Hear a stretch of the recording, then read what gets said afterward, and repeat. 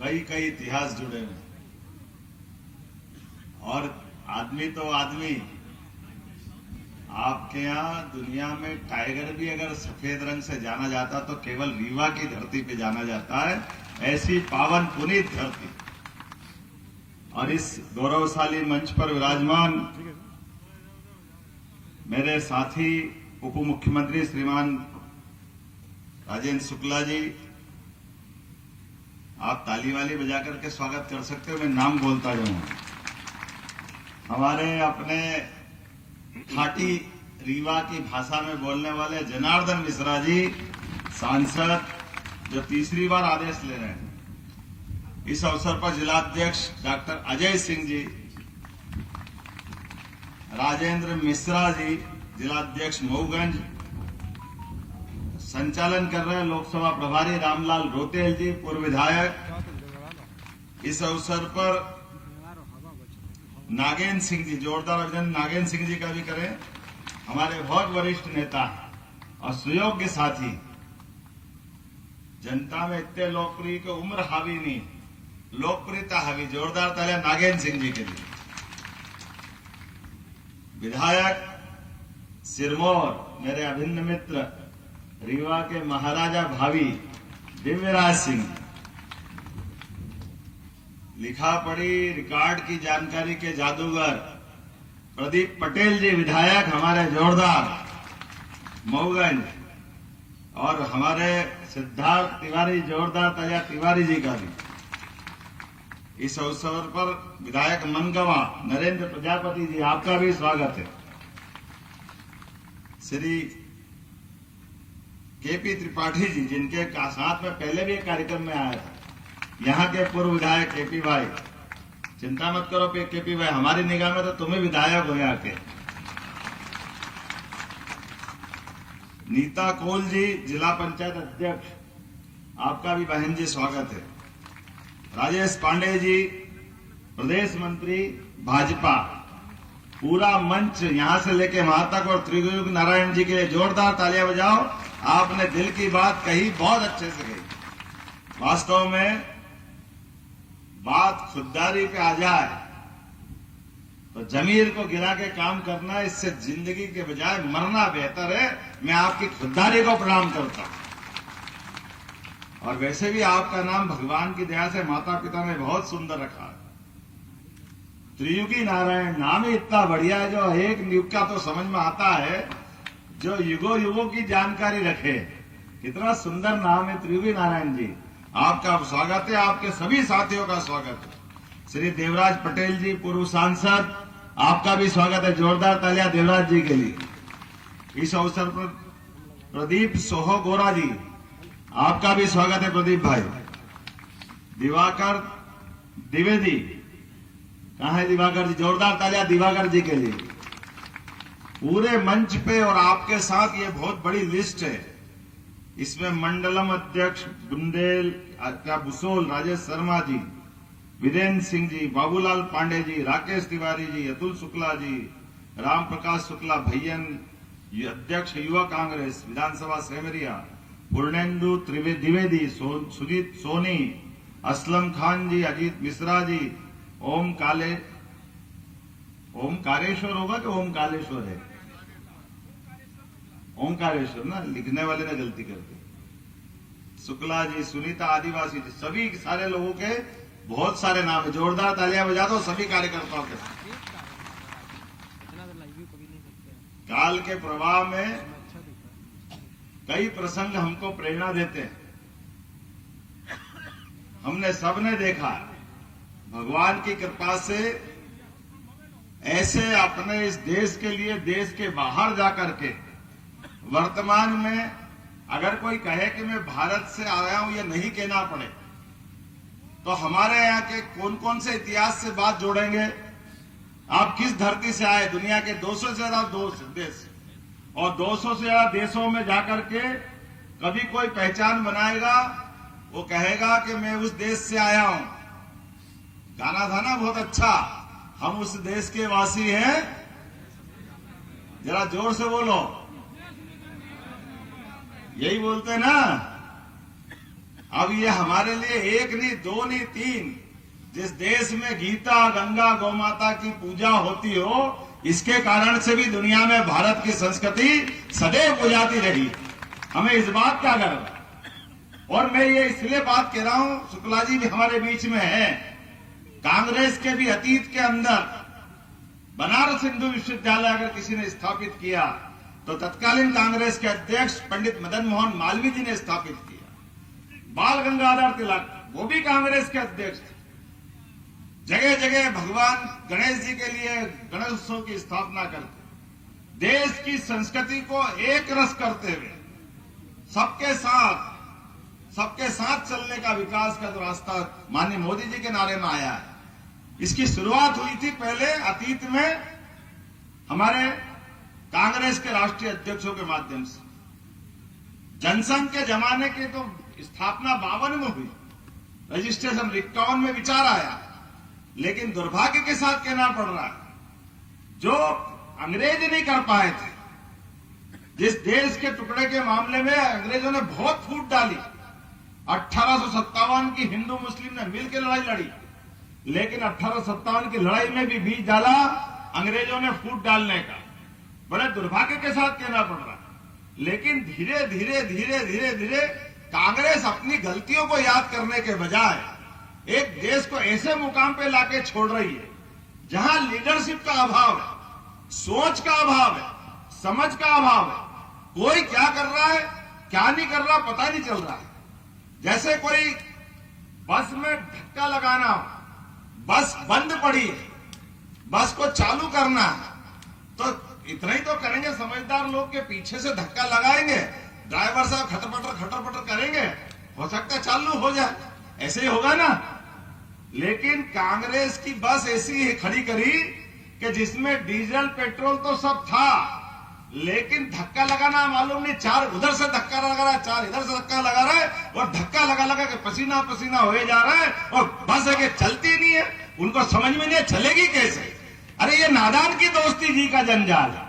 आप किस रास्ते पे जाना चाहते हो, आप कर क्या रहो, किधर से आप गाड़ी बढ़ाना चाहते हो, क्या आप करना चाहते हो, कैसी कैसी कल्पना करते हो। अपन कल ही कल्पना करो, कल जो समाचार आया दूरदर्शन का लोगो, उस लोगो के अंदर अभी तक सफेद था, अब ये हमारे माथे पे भगवा टोपी आ गई। कांग्रेस के तिरंगे के झंडे में भी भगवा है।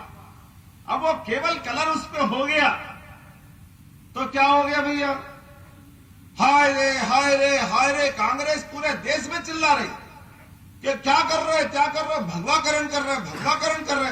अरे भैया, देश के तिरंगे में भी भगवा है, कांग्रेस में भी है और भाजपा में भी है। अरे तुम जरा देश के लिए निगाह खोल के तो देखो, ये हमारी सूर्य संस्कृति है जो हमारे राजा राम से लेकर उसके पूर्ववर्ती काल से लेकर आज तक किसी भी मंदिर पे अगर ध्वज चढ़ेगा तो भगवा ही चढ़ेगा इस देश में, कि कोई और चढ़ेगा। आपको नहीं दिखाई देता तो डूब मरो आप। हमारे अपने देश के वो ले जाने का काम करते हो, वोट मांगने हमारे सबके पास आते हो, लेकिन भगवा से आपको ऐसे अपमान क्यों कर रहे हो। और केवल भगवा से अपमान नहीं कर रहे, यहाँ के देशभक्त मुसलमानों को भी हिंदू मुसलमान लड़ाने का प्रयास करते। कोई एक बार हो तो समझ में आए, लगातार प्रयास करते रहे। मुझे इस बात की खुशी है कि आज यशस्वी प्रधानमंत्री के मौजूदगी में हमारे जब तीसरी बार आदेश लेने जा रहा है तो आप रिकॉर्ड देख लो। ये 90 का दशक याद करो, उसके बाद का दशक याद करो। राम मंदिर को लेके पूरे देश में जब जब भी दंगे हुए हैं तो कांग्रेस की सरकार ने दंगे कराए। बड़े दुर्भाग्य के साथ कहना पड़ रहा है, जहां देखो वहां हिंदू मुसलमान को लड़ाने का प्रयास। मुझे इस बात की प्रसन्नता है, 8 दिन के अंदर रामनवमी भी मनी और ईद भी मनी। पूरे देश में आनंद के साथ भगवान राम की जय जयकार हुई। बोलो जय जय श्री राम। क्या बिगड़ गया किसका, क्या हिंदू क्या मुसलमान सब एक साथ रहना चाहते हैं। कौन से मुस्लिम बंधुओं ने कहा कि भगवान अयोध्या में नहीं होना चाहिए, किसी ने नहीं कहा। लेकिन जान करके उल्टे रास्ते ले जाते हैं, और जब उल्टे रास्ते ले जाते हैं तो खुद ही उल्टे होते जाते हैं। हम तो भगवान अब राम तो मुस्कुरा गए, आनंद आ गया। उज्जैन में बाबा महाकाल का महालोक का आनंद आ गया। बोला जय जय महाकाल। बोला महाकाल महाराज की। अयोध्या में आनंद आ गया, उज्जैन में आनंद आ गया, बनारस में आ गया। अब तो गोपाल कृष्ण बैठे है कि नहीं जमुना जी के किनारे, उनको स्मरण करना कि नहीं करना। बोलो कृष्ण कन्हैया लाल की। क्या भगवान कृष्ण का जीवन, और हमारे लिए तो ये आनंद की विषय है। रसखान ने भी कितना अच्छा वर्णन किया है। भले ही धर्म से वो मुस्लिम थे, लेकिन कितनी सुंदर कल्पना की है कि भगवान के हाथ से माखन की कटोरी कौवा उठा के ले गया। ये आनंद उस रसखान को आ रहा है, जिस रसखान के माध्यम से पूरा हिंदू मुस्लिम समाज एकता के संदेश देता है। और वो गोपाल कृष्ण का जीवन देखो, हमको याद करना पड़ेगा। दोनों देवता, भगवान राम भी भगवान कृष्ण भी, दोनों के जीवन में कष्ट ही कष्ट थे, परेशानी थी, लेकिन दोनों ने अपनी परेशानियों से पार पा करके पूरे देश और दुनिया के समाज के सामने मानवता की स्थापना की, मानव धर्म की स्थापना की। आप कल्पना करो, गोपाल कृष्ण भगवान का जीवन तो कितना कष्ट का था। जिस बच्चे को पैदा होने के पहले 7 भाई बहनों को मरना पड़े, जिनके माता पिता को जेल जाना पड़े, उस भगवान के जीवन के कष्ट की कल्पना करो। जिनके जीवन में पैदा होते ही, अभी तो उनको मालूम ही नहीं कि यशोदा माँ असली माँ है कि नकली माँ है, लेकिन एक नकली माँ और उनके आगे आ गई। ये उसी प्रकार से होता है जैसा आज हो रहा है, पता ही नहीं चलता कौन क्या कह रहा है। उस समय पूतना आ गई भगवान को जहर पिलाने के लिए। वो तो भगवान की लीला ऐसी और हमारी श्रद्धा है कि भगवान ने पूतना को भी मारा। पर चलो, पूतना के टाइम तो छोटे थे, मालूम नहीं पड़ा किसको मारा। अब उसके बाद फिर और बड़ा होने लगे, 5-7 साल के हुए, कभी बकासुर आ गया मारने, बगला का रूप लेकर के। भगवान कृष्ण को पूरे ही निकलने को तैयार हुआ। भगवान ने 2 ही की चोंच पकड़ के 1 की 2 कर दी, और भगवान ने उससे भी मुसीबत से पार हो गए और आगे बढ़े। धेनासुर आ गया बड़ा, आए तो सब मार रहे भगवान को, लेकिन भगवान ने हमारी संस्कृति के लिए, उनका तो जीवन ही धर्म की स्थापना के लिए। आप बताओ, किसी बच्चे को एक दुश्मन आ जाए, दूसरा दुश्मन आ जाए, तीसरा दुश्मन आ जाए, रोज मारने आ रहे हैं, तो वो अपनी माँ से नहीं पूछते होंगे कि माँ भेजते कौन है इनको। तो यशोदा माता बोलती होगी ना कि बेटा ये सब कंस भेज रहा है। अब हमारी संस्कृति कैसी उदार है, हमसे गलतियां हो जाती है। भगवान के जीवन में कदम कदम पर धर्म के मार्ग पे चलने का संकल्प होता है, और ऐसे संकल्प होने वाले भगवान को हम अपने भगवान को कई बार गलती से लज्जित कर देते, इतना गलत बोलते हैं। भगवान के घर में माखन बन रहा है और भगवान को यह मालूम पड़ गया कि कंस उनकी जान लेना चाहता है। यशोदा कहती, बेटा बाहर मत निकला कर, ये कंस के लोग तेरी जान लेना चाहते हैं, थोड़ा बचो इनसे, तुम बाहर मत निकलो। अब भगवान छोटे तो हैं, लेकिन दिमाग में तो आ गया कंस कोई ऐसा व्यक्ति है जो मेरी जान लेना चाहता, जिससे मेरी दुश्मनी है। आप अंदाज लगा लो, भगवान अपने उस दुश्मन का दिमाग में लगा करके कहीं न कहीं विचार कर रहे कि कौन है कंस, कौन है कंस। माँ कहती वो मथुरा में रहता बड़ा राजा है, लेकिन तू उसके चक्कर में मत पड़, तू छोटा है। अब इधर से भगवान बड़े होते जा रहा है धीरे धीरे, और ये देख रहे घर में माखन बन रहा है, और माखन बन करके मटकी में भर रहा है, वो मटकी जा रही है घर से बाहर। अब बच्चा कभी तो पूछेगा कि कहाँ जा रहा है, ये दिमाग में आएगा कि नहीं आएगा। तो वो पूछ रहे कि कहाँ जा रहा है माँ ये, तो बोले कंस के पास जा रहा है। अब बताओ, कंस के बारे में बच्चे के दिमाग में पहले क्या आया नागेंद्र सिंह जी, कि ये तो दुश्मन है, और अपने दुश्मन के घर अपने घर से माखन जाएगा तो किसी को पसंद आएगा क्या? बच्चे को अच्छा लगेगा क्या? बच्चे ने कहा नहीं नहीं, ये नहीं होने दूंगा, हमारा माखन और हमारे दुश्मन खाए, ये कैसे हो सकता है। तो बच्चे को माँ बाप क्या कहते, तू छोटा तेरे को मालूम नहीं, चल रहने दे, तू एक तरफ हट। तो बच्चे को हटा दिया। बच्चे को जैसे मौका मिलेगा तो बच्चा मटकी ढोल देगा, माखन खा जाएगा, मटकी फोड़ देगा। फोड़ेगा कि नहीं फोड़ेगा, बताओ जरा वहां।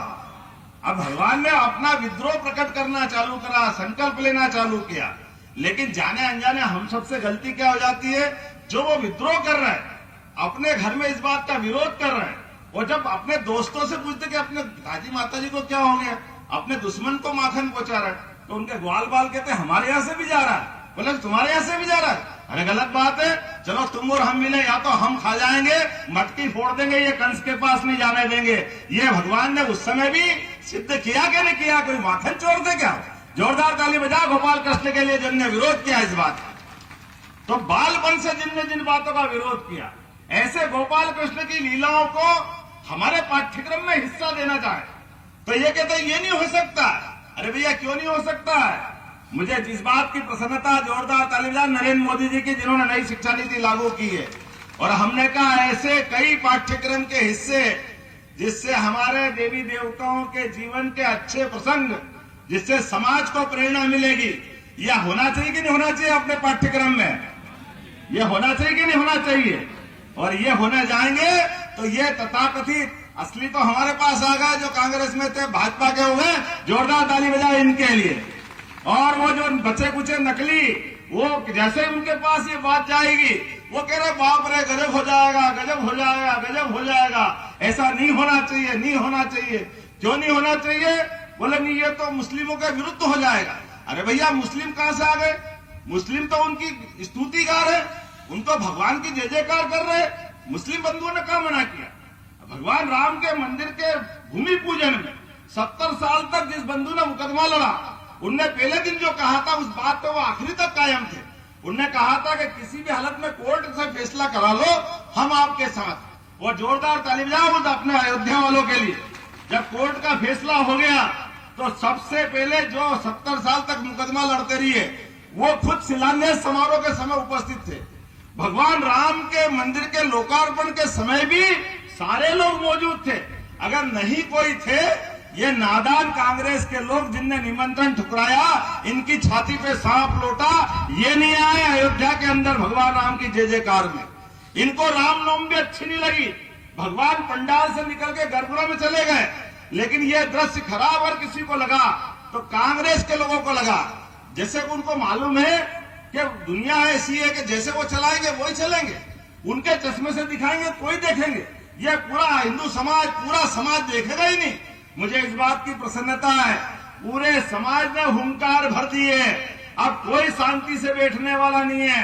कांग्रेस के लोगों जितना आपने हिंदू समाज और बाकी समाज को परेशान करना था कर लिया, लेकिन आने वाले चुनाव में 26 तारीख को आप तो और भाग्यशाली हो, चित्रकूट आपके ही पास में है।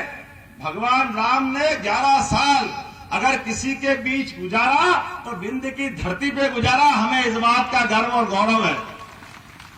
यही मंदाकिनी का किनारा, वो हनुमान धारा, वो आनंद के तीर्थ, इन तीर्थों को विकसित करने के लिए हमारी सरकार ने विकास प्राधिकरण की घोषणा करी है हमारे सभी देवताओं के लिए।